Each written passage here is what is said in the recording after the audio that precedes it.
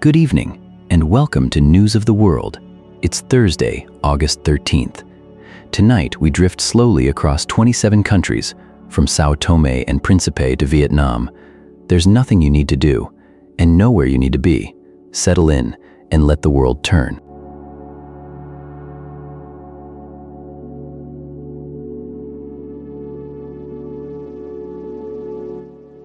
São Tomé and Príncipe is a small two-island nation sitting in the Gulf of Guinea off the western equatorial coast of Africa. It's a place of cocoa plantations and rainforest, of Portuguese-era architecture fading gently in the tropical air. Not many people live there, fewer than 250,000, but they govern themselves and they vote. This week, the country's electoral commission has turned to the government with a straightforward but pressing request. They need funds, and they need them urgently to carry out their work. We don't have the details of exactly how much or what the money is specifically earmarked for. The source is brief, a headline, a single line from Channel Africa, but the meaning is clear enough. An electoral commission asking publicly for money is an institution signaling that it cannot do its job without help and that the clock is moving. In a country like São Tomé and Príncipe, where institutions are small and resources are finite, that kind of appeal carries real weight.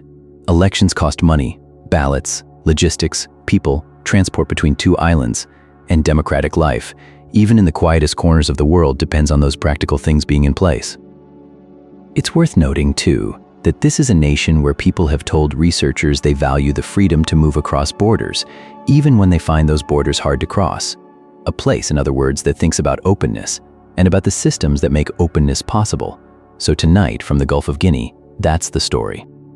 A small country, preparing for the work of democracy, asking for what it needs to keep going.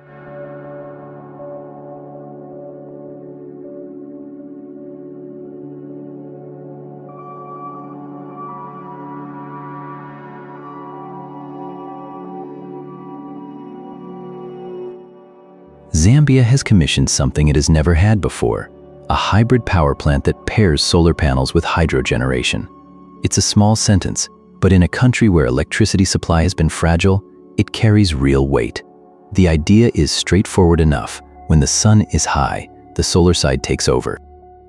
When clouds gather or night falls, the hydro component keeps the current steady.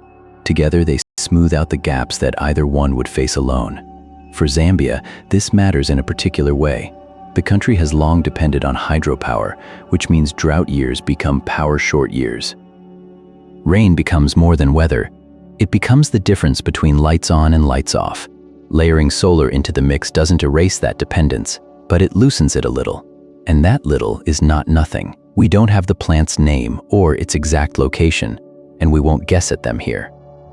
What we can sit with is the broader picture, a southern African nation, rich in minerals and working to keep its grid reliable, taking a step it hadn't taken before. These are the kinds of stories that don't make much noise. A commissioning ceremony, some officials, perhaps a ribbon. But underneath the ceremony is something quieter and more durable. A country building options for itself, one project at a time. If you're still with me, hold that image. Panels catching midday sun, water holding the line through the night, Zambia, trying something new.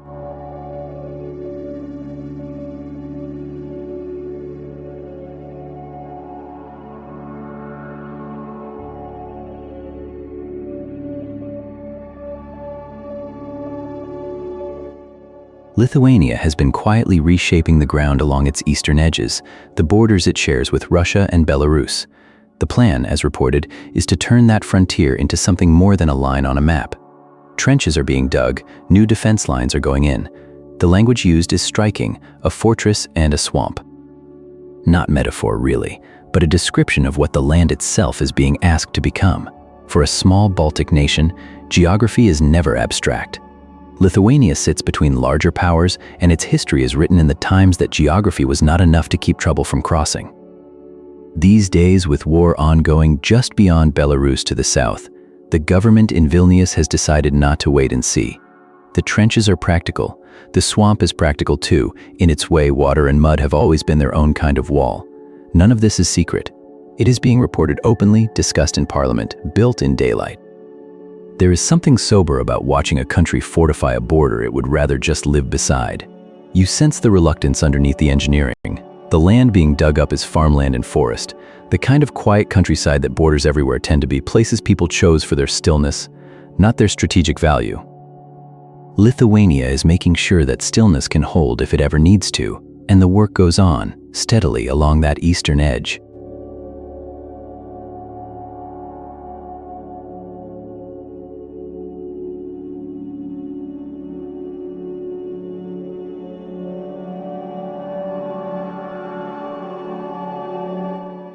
China has lost one of the architects of its modern economy. Zhu Rongji, who served as premier through the late 90s and early 2000s, has died at 97. He was a man who believed China's future depended on letting markets do what markets do, and he spent his years in power trying to convince a vast, cautious country to trust that idea. He pushed through reforms that restructured state industries, reshaped the banking system, and opened doors that had long been closed.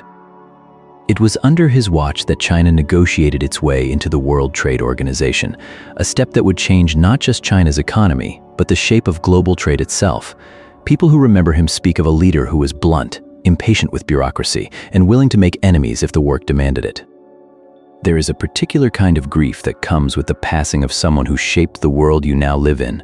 Not always a grief you notice right away, but a quiet recognition that a chapter is closed. Zhu lived long enough to see the country he helped transform become something he might not have entirely predicted.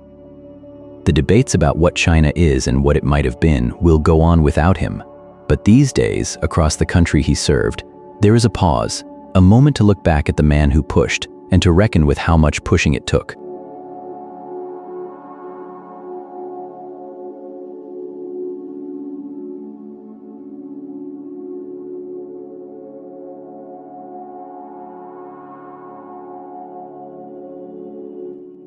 Bosnia and Herzegovina has found itself in quiet conversation with Ukraine this week, as Kyiv's ambassador expressed interest in reaching a free trade agreement between the two countries.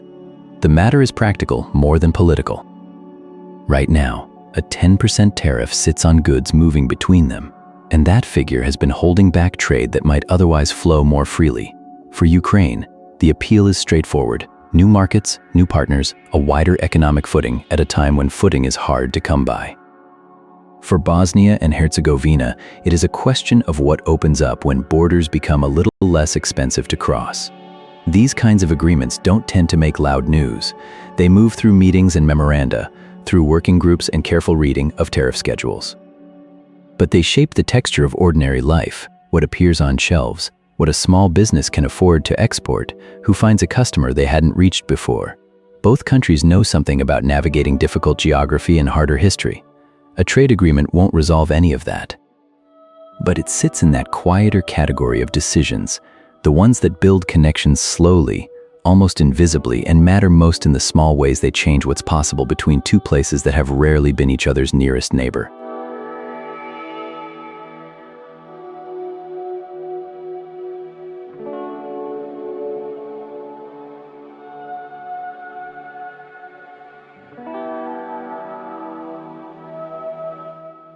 In the United Arab Emirates, there's a story unfolding that isn't about military strength or political leverage, not in the usual sense anyway.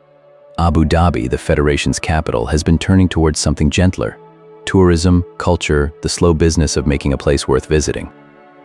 The headline calls them new weapons against conflict, and there's something in that framing worth sitting with. Rather than answering the region's tensions with more tension, the thinking seems to run the other way. Build something people want to come to, and the world has a reason to keep pulling toward you. Museums, resorts, cultural institutions, these become the architecture of a different kind of influence. It's a bet that softness can hold its own in a hard neighborhood. The wider region has known plenty of strain, and the Emirates sit at a crossroads where trade routes and politics have always overlapped. So this turn toward hospitality isn't naive. It's a calculated kind of openness, the sort that says, "Come and see," rather than "stand back." If you're still with me, you might picture it. New galleries catching the late Gulf light, visitors arriving from places that haven't always been easy to reach, a city quietly rehearsing what it wants to be known for. Not every answer to conflict has to arrive loudly. Some of them come with a door held open and an invitation that doesn't need to explain itself.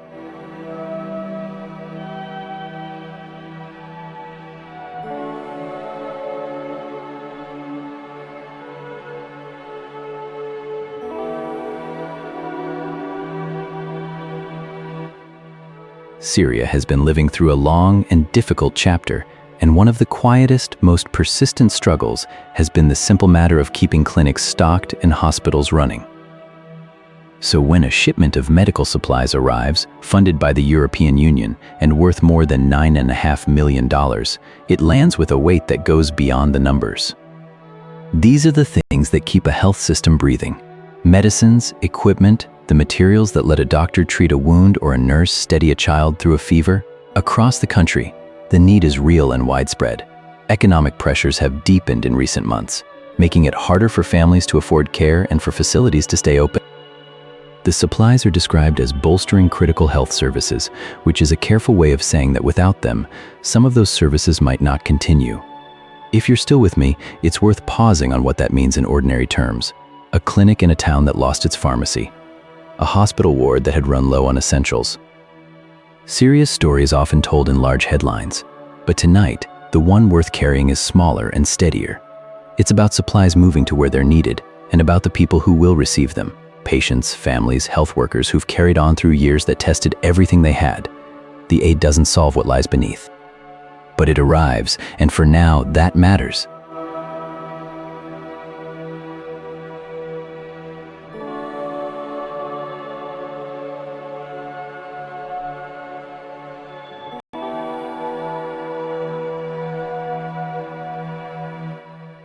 The United States is on track to reach a new high in natural gas production by 2026, according to projections from the Energy Information Administration. It's the kind of forecast that sounds technical at first, just numbers on a government chart, but it tells you something about the scale of the country's energy landscape. Natural gas flows through American life in ways most people never think about it. Heats homes through the winter. It powers the lights that stay on late in kitchens and hospitals and all-night diners. And for years now, the United States has been producing more of it than almost anyone else in the world. The expectation that 2026 could bring another record suggests that trend isn't slowing. There are reasons that matter, of course.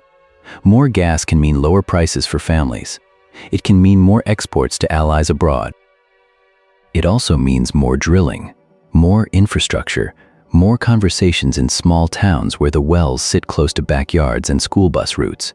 Energy stories always carry that double weight. Something measured in trillions of cubic feet is also something felt at the kitchen table, in the monthly bill, in the air over a pasture. If you're still with me, just hold that thought for a moment. A record sounds like a finish line, but in a country this large, it's really just another marker along a very long road.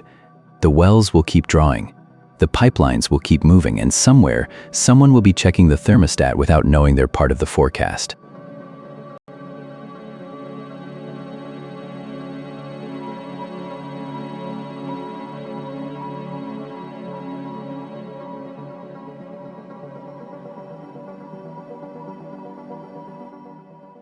Benin has never been a country that announces itself with noise, so it's fitting, maybe, that the story coming from here these days is a quiet one about making things. The African Export-Import Bank, Afreximbank, has been backing Benin's push toward local manufacturing, and that push seems to be gathering a real kind of momentum. Not the kind that comes with fanfare, but the kind that shows up in factories humming and in people finding work closer to home for a small West African nation. This matters. So much of the region's economic life has leaned on imports, on raw goods shipped out and finished goods shipped back in. Benin has been trying to bend that arc, even if only a little. And when a continental institution like Afreximbank puts its weight behind that effort, it tells you something. It tells you that what's happening here isn't just a national project. It's part of a wider African conversation about building, about producing, about keeping more value inside the continent's own borders. The details are still emerging, and the full picture will take time. Industrial transformation always does. But there's something steady in the direction. If you're still with me, just hold that image for a moment, a country choosing patiently to make more of what it needs. Not loudly, just steadily. And maybe that's the part worth carrying into the night.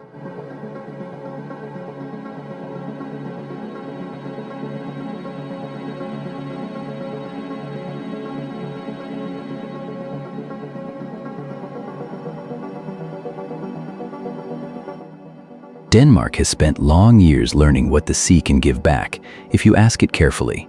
This week, the country's offshore wind work is being held up as something of a masterclass, a phrase that came from observers looking south toward Germany, where the appetite for clean energy is growing faster than the know-how to build it at scale.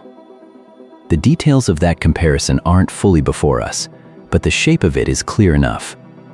Denmark, a small nation on the edge of the North Sea and the Baltic, has been placing turbines in shallow, windswept waters for so long that the practice has become part of the country's rhythm, the way another nation might speak of its railways or its harbors. There's something steadying about watching a place that didn't rush but also didn't hesitate. The wind farms sit out there beyond the coast, turning in weather that most people never see up close, and the power they generate flows quietly into homes and industries across the region. What makes it a lesson worth carrying, perhaps, is not the technology itself, but the patience behind it, the willingness to build something slowly, learn from each installation, and then build again, a little better. If you're still with me, you might picture those turbines at dusk, their blades still catching the last light over the water, turning at a pace that almost matches a resting heartbeat. It's not the loudest story from Denmark these days, but it might be the one that travels farthest.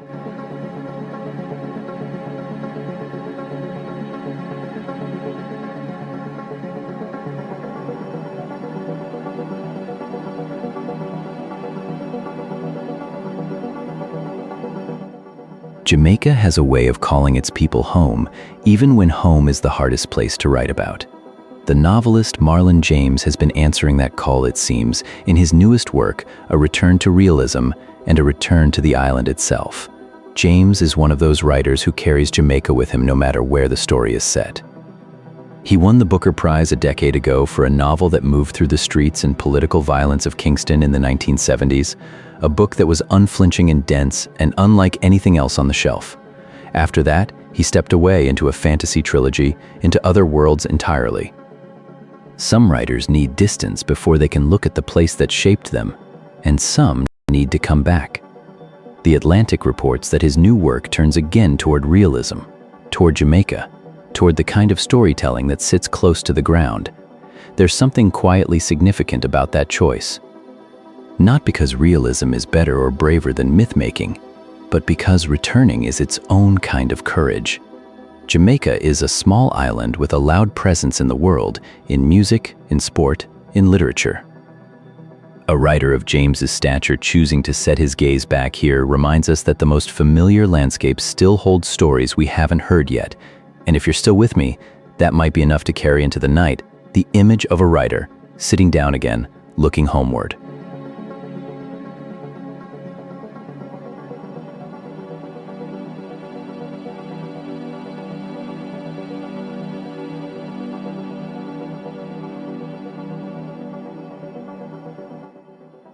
Dominica, the small island nation tucked between Guadeloupe and Martinique in the Eastern Caribbean, has set a date for a by-election.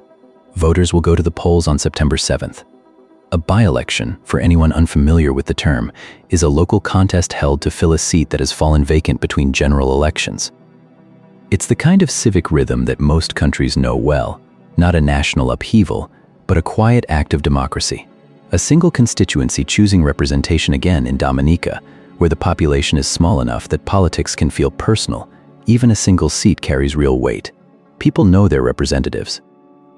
They meet them at the market, at church, on the street. So a by-election isn't abstract.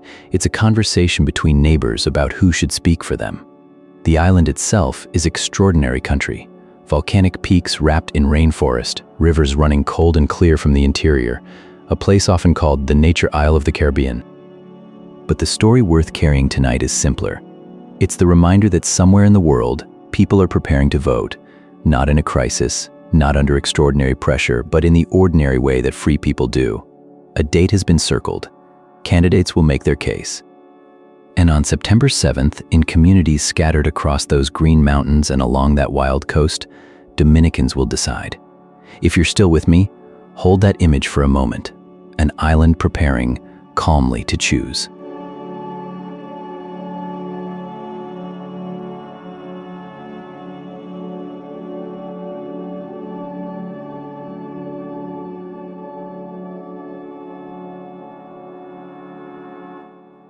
Ivory Coast sits at the heart of a plan that has been quietly gathering attention across West Africa. A single road, or rather a corridor, that could stitch together economies and people in ways the region has long waited for. The idea is simple in the telling and enormous in the doing. Connect coastal ports to inland markets, link nations that have traded with each other for centuries but never quite enough by paved road, and let goods and families move with less friction between them. For Ivory Coast, whose ports already serve as a gateway for landlocked neighbors, the corridor is less a new idea than an old one finally getting its due. Abidjan has long been a place where cargo arrives and then struggles inland, slowed by gaps in infrastructure that every driver knows by heart. What makes this story worth carrying tonight is not just the engineering or the politics, though both are considerable, but the sense that something continental is being imagined by people who have lived with its absence. A road, after all, is a promise made to the ground. It says, we believe enough in what lies at either end to build something durable between them, and in a region where distances have too often meant delay, that promise carries a quiet weight. If you're still with me, hold that image for a moment, a single line of asphalt reaching out through the green interior, connecting what was always close in spirit, but never quite in fact. It is, in its way, a story about patience finding its reward.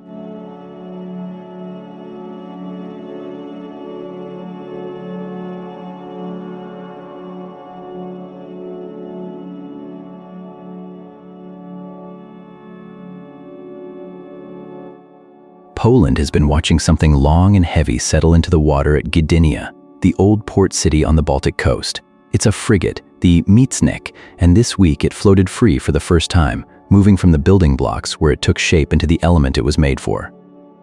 For anyone who lives near Gdynia, the shipyards are part of the texture of the place. This particular moment carries an extra quiet weight because the Miecznik program is a partnership between Poland and the United Kingdom, a defense project built across borders with British and Polish hands both in the work.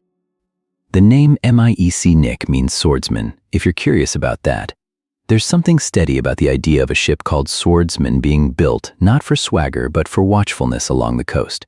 Poland sits on the Baltic with one eye always on the horizon, and these days that horizon feels closer than it used to.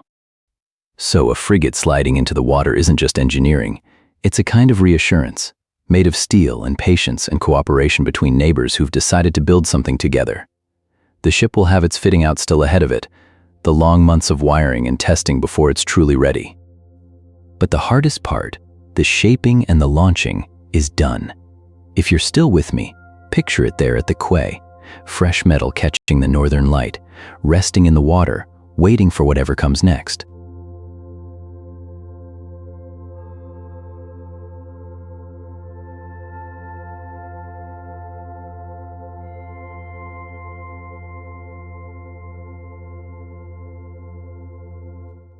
Bhutan has never sent a song to a continent-wide stage before, and there's something quietly remarkable about the one it has chosen. An artist called Nyendra won a national competition called Rhythm of Bhutan to earn the honor, and the song is called Lei Semo, which translates to The Angel. It will be Bhutan's entry in the Eurovision Song Contest Asia, and not just Bhutan's, it's the first entry the contest has received from any country. The first voice on that stage will come from a kingdom tucked between India and China, a place most of the world knows for mountains and monasteries and a philosophy of measuring happiness alongside wealth. Now it will be known, at least for a few minutes, for a song. We don't know much yet about Nyendra or what Lei Semo sounds like, but the title alone carries something tender, an angel, a guardian spirit, a quiet blessing. It's the kind of name that feels right for a debut, as if Bhutan is sending a gentle hand forward before sending anything louder. For a country that has always moved carefully into the wider world, choosing to be heard in song feels like a very Bhutanese way to arrive. Somewhere in a studio or a rehearsal room, Nyendra is preparing to carry that voice outward. And if you're still with me, you might sit with that image for a moment, a small country, a first song, an angel at the door.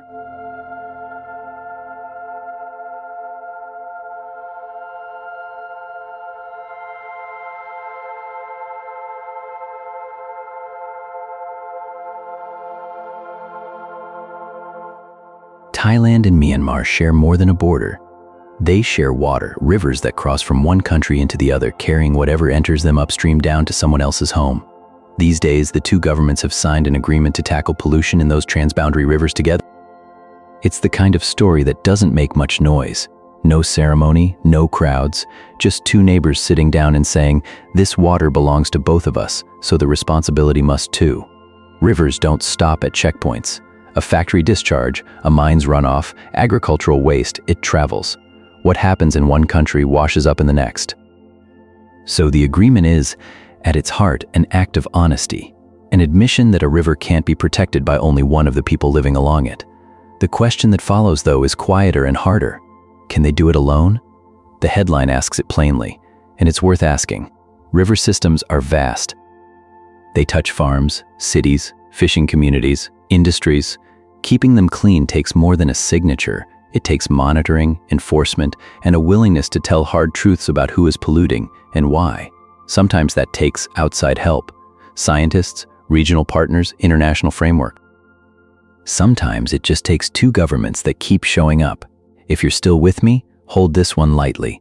Two countries looking at the same water, deciding it matters enough to protect together. That's not a resolution. It's a beginning, and beginnings, especially quiet ones between neighbors, are worth noticing.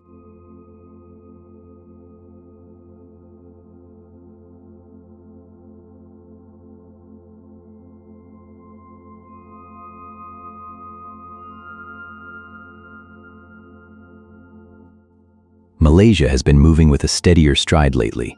Economists surveyed by Reuters expect the country's growth to have accelerated to around 5.8% in the second quarter, lifted by stronger exports and demand that has held firm through a complicated global year. It's not a boom. It's something quieter and perhaps more useful, an economy that keeps finding its footing when the ground beneath it keeps shifting. Part of that steadiness comes from how Malaysia has positioned itself in a fracturing world. When the global fuel crisis sent prices reeling, Malaysia leaned on neutrality, trading carefully and keeping its options open. That posture seems to have paid off. Meanwhile, the country keeps building. NXP Semiconductors broke ground on an expanded assembly and test site. Jungheinrich opened a new innovation hub. Technip Energies is helping shape a new gateway for liquefied natural gas. And in one of those ideas that sounds almost improbable until you sit with it, Malaysia is exploring whether palm oil, something it has in abundance, could help cool the surging data centers that now demand so much water and energy elsewhere. It's a country looking at what it has and asking what else it might do. If you're still with me, picture a place where forklift factories and semiconductor plants and palm groves all sit within the same economic story. Not loud, not flashy, just a country quietly adding rooms to its house while the weather outside is uncertain. And for tonight, that feels like enough to carry into the dark.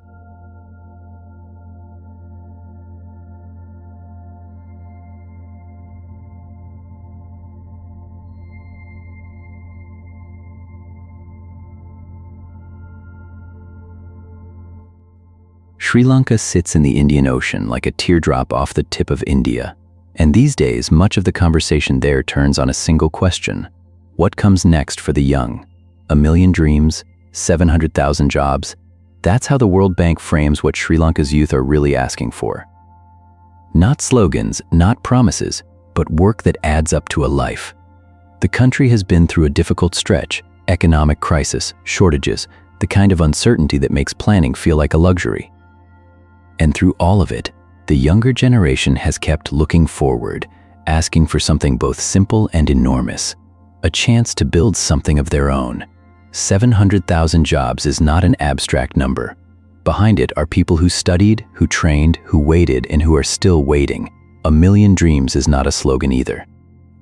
It's the quiet ambition that sits in every family, every village, every town where someone young is trying to figure out how their life will work. The World Bank's framing suggests that what Sri Lanka's youth want is not charity or spectacle. It's opportunity, plain and durable, the kind that lets a person plan past next month. And there are signs of movement around them. Business leaders from across the Asia-Pacific have been gathering in Sri Lanka to talk about sustainable, inclusive growth.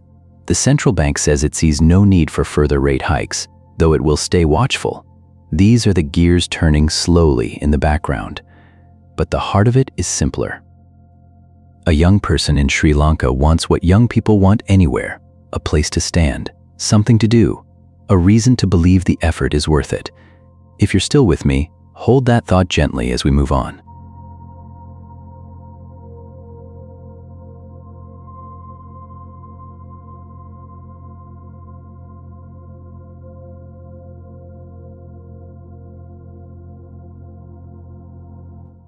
Yemen has carried a heavy weight these past years, and the carrying does not seem to stop.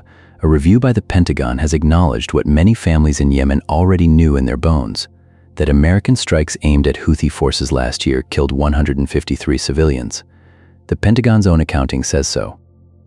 Not a rumor, not a claim from afar, but a number arrived at by the people who ordered the strikes.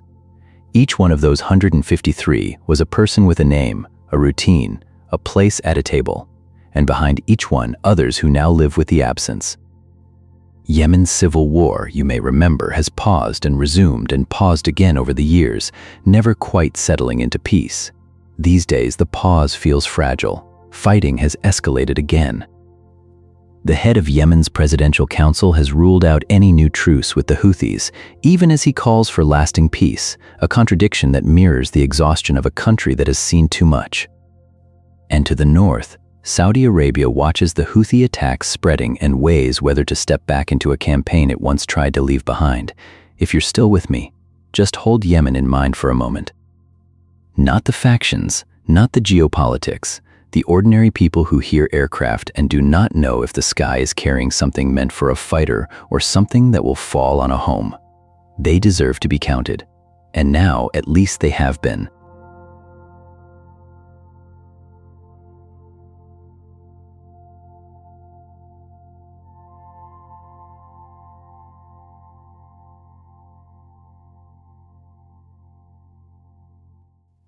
Norway has a habit of saving for later.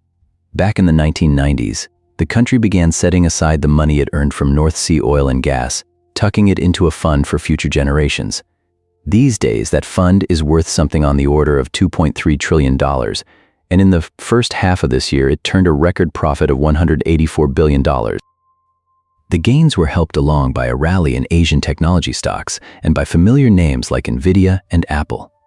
The fund also revealed a stake in SpaceX worth about $1.2 billion. What's interesting, though, is the mood in Oslo. The fund's chief executive, Nicolai Tangen, has been telling anyone who'll listen not to get used to this.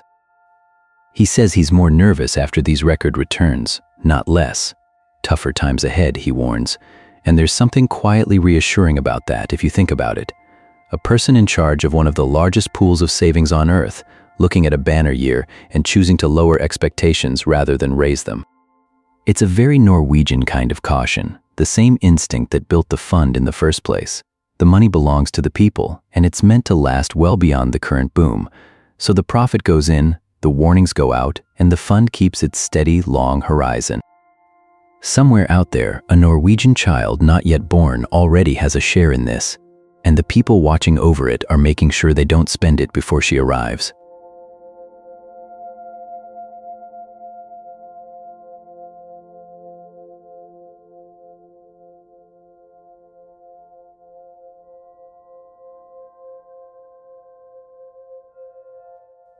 In Uruguay these days, a familiar face is back in the political conversation, and it's already doing what familiar faces tend to do, stirring quiet debate.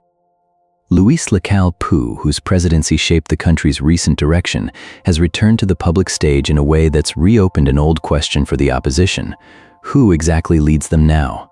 It's the kind of story that doesn't make much noise outside Uruguay's borders, but inside this small South American country, it matters. Uruguay has a long tradition of coalition politics, of parties that lean on each other and sometimes push against each other. And the question of opposition leadership is never really settled for good. When a figure like Lacalle Pou reappears, the balance shifts, even if only slightly. People begin to weigh loyalties, to wonder whether the next chapter belongs to someone new, or whether the old currents still run deep. What makes Uruguay's politics so watchable, if you're the sort who finds small democracies worth watching, is how civilly these questions get argued. There's no crisis here, no upheaval, just a country doing what democracies do, which is to keep talking, keep recalibrating, keep deciding who carries the argument forward. If you're still with me, hold that image for a moment. A quiet country weighing its options. The way a household might discuss something important over a long meal. No rush, no raised voices. Somewhere in Montevideo, that conversation is underway.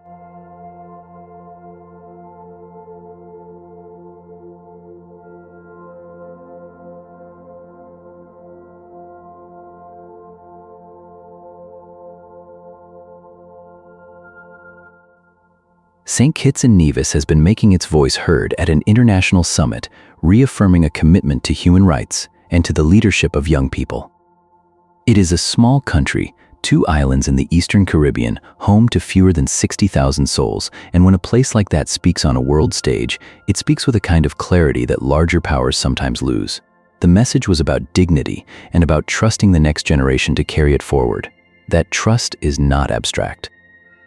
These days, young people from St. Kitts and Nevis are preparing to visit friendly states, traveling as youth ambassadors, some of them trained as drone operators, carrying both curiosity and skill across the ocean.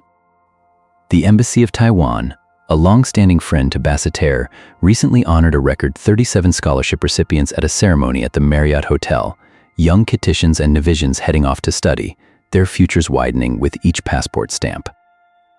And back home, the Hamilton Reserve Bank has been investing in future Caribbean leaders through its corporate social responsibility program, quietly backing the idea that talent grows where it is tended.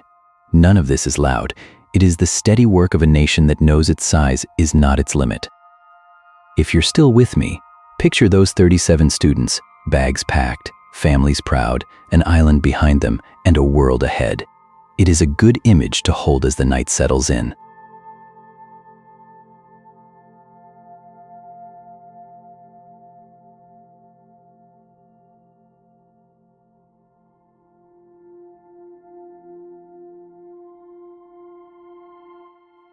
Kazakhstan has long been a country known for what comes out of its ground.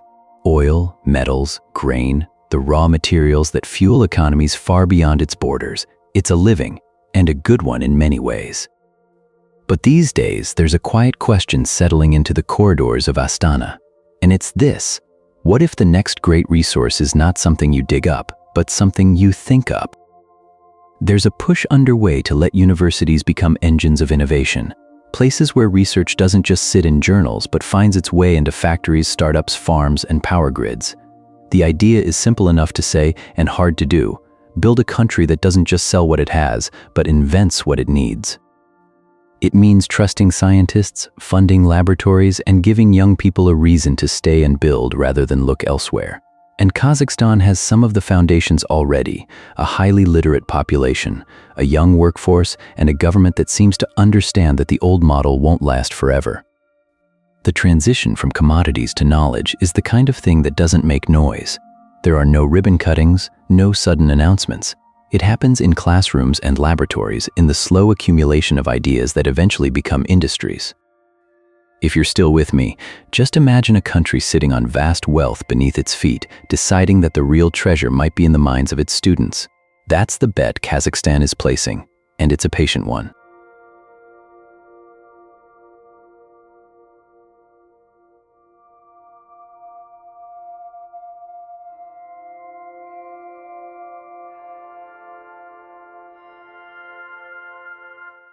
Mauritius has long carried an ambition that sits just beyond its reach, the move from middle income to full high-income status.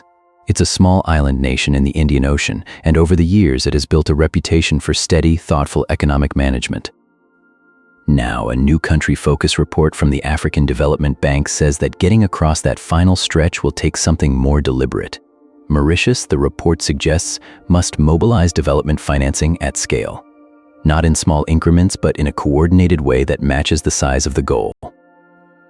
The country's central bank has been holding its key policy rate steady at 4.75%, a sign of cautious stability, while the broader conversation about investment and growth continues.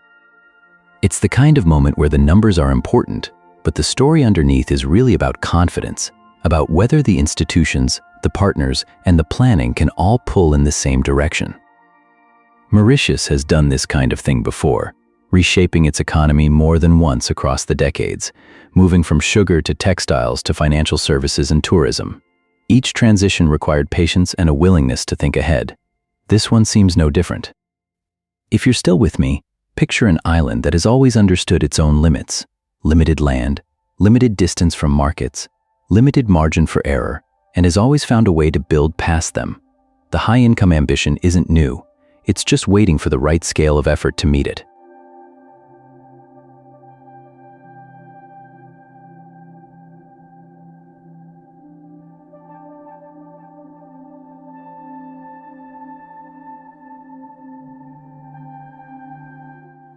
Iceland has waited a long time for this, nearly 600 years in fact, since a total solar eclipse last crossed over Reykjavik. That's the kind of span that makes you think about who stood in the same place before, looking up at the same kind of sky. This week, people gathered across the country to do it again. Some traveled from the United States just to be there, chasing the path of totality across the North Atlantic. Iceland, along with Greenland and Spain, sat directly beneath the moon's shadow, the first total solar eclipse visible worldwide since 2024. Of course, Iceland's skies don't always cooperate. Clouds rolled in over parts of the island, softening the view, hiding the sun's corona behind a gray curtain. But even where the eclipse couldn't be seen directly, it could be felt. The light thinned, the air cooled. Daylight pulled back as if someone were slowly dimming a lamp, and for a few minutes, the world went still. There's something humbling about that kind of darkness arriving in the middle of the day. Not with wind or storm, but with quiet. A reminder that the sky has its own schedule, indifferent to ours. People who watched from clearer spots described the skies darkening completely, a brief and total nightfall where morning had been. Then the light returned, gradually, the way it always does. If you're still with me, hold that image for a moment, a whole country pausing beneath a shadow that won't return for generations. It feels like enough to carry into the night.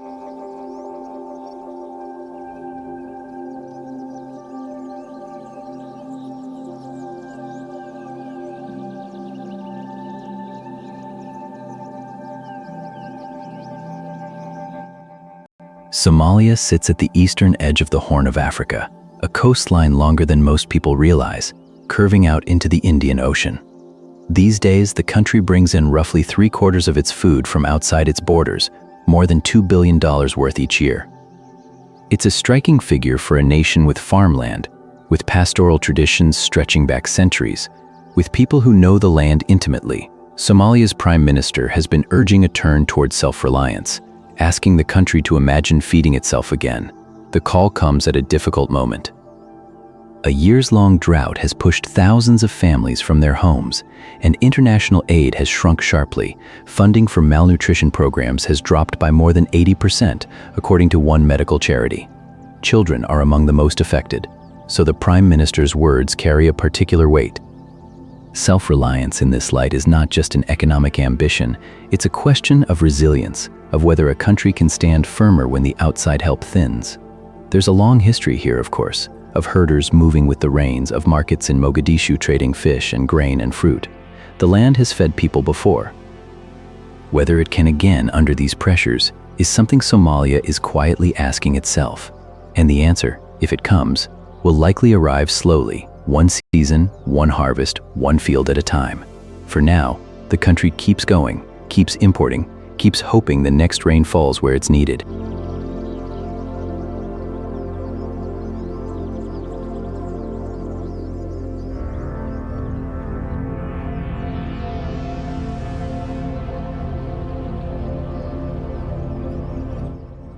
Vietnam has started construction on the largest frigate it has ever built on its own soil. That sentence may not sound like much at first. A frigate, after all, is a modest warship by global standards, but the word domestically is doing a lot of quiet work there. For a country with a long coastline and an even longer memory of foreign fleets arriving uninvited, the ability to design and build a major naval vessel at home carries a meaning that goes beyond defense budgets. It says something about patient industrial ambition, about the slow accumulation of shipyard skill and engineering confidence over years when nobody was paying much attention. Vietnam's Navy has relied heavily on imports in the past. Russian-built frigates, second-hand vessels, partnerships negotiated carefully with larger powers. This new construction is a step towards something different. A country looking at its own slips and dry docks and deciding its people can do this themselves. The details of the ship, its displacement, its armament, its timeline for launch, haven't been widely shared yet, and so tonight there's no need to reach beyond what we know. What we know is the gesture itself. Steel has been cut, a keel is being laid, and somewhere along Vietnam's coast, a shipyard is humming with the particular kind of purpose that comes when a nation decides to build something large with its own hands. If you're still with me, just hold that image for a moment. Sparks on a slipway, salt air, the patient business of making something that will one day go to sea.